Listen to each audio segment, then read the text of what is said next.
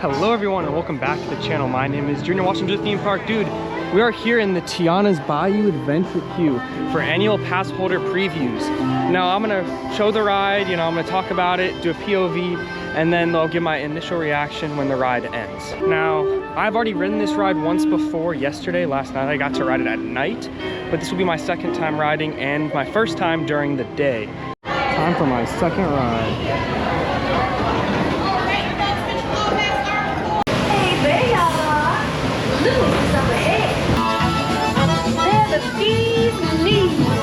I would love for y'all to plant my party. The Bayou's got just what we need.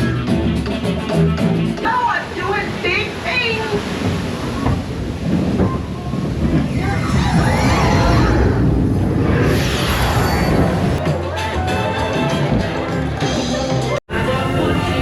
Let's get you to the party. You'll get there in no time. Guaranteed. Here we go.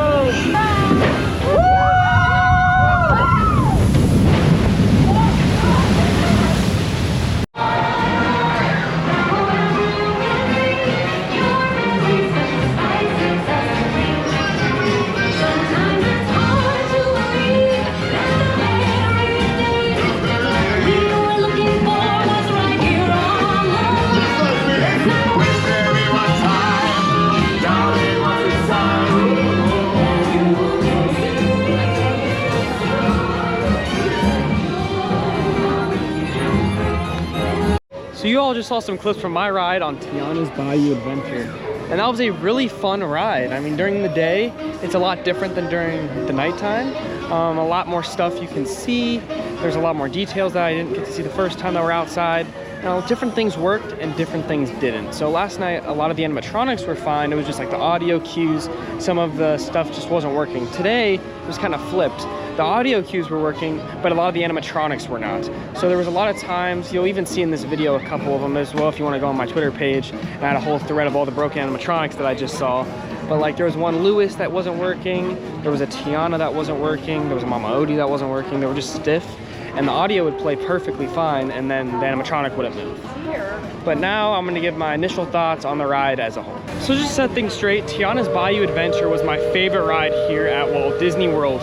And now with TIANA'S BAYOU Adventure opening June 28th to the public, and I've gotten two rides on it, once at night, one during the day, one in the front row and one in the second row. I feel like I can kind of give a good opinion now on this new attraction.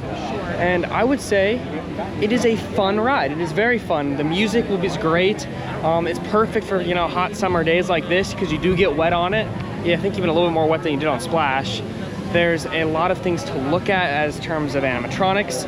Now, as for like little details, there's not a ton of that in there.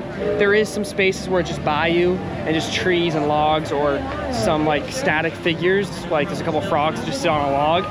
But for the most part, there's some cool stuff that they're able to utilize the space with on this ride. And that is one thing that I applaud Imagineering for, because unlike previous rides where they're just given, any size show building they create and can fill it up, for this, they had an existing thing and they had to put it in it.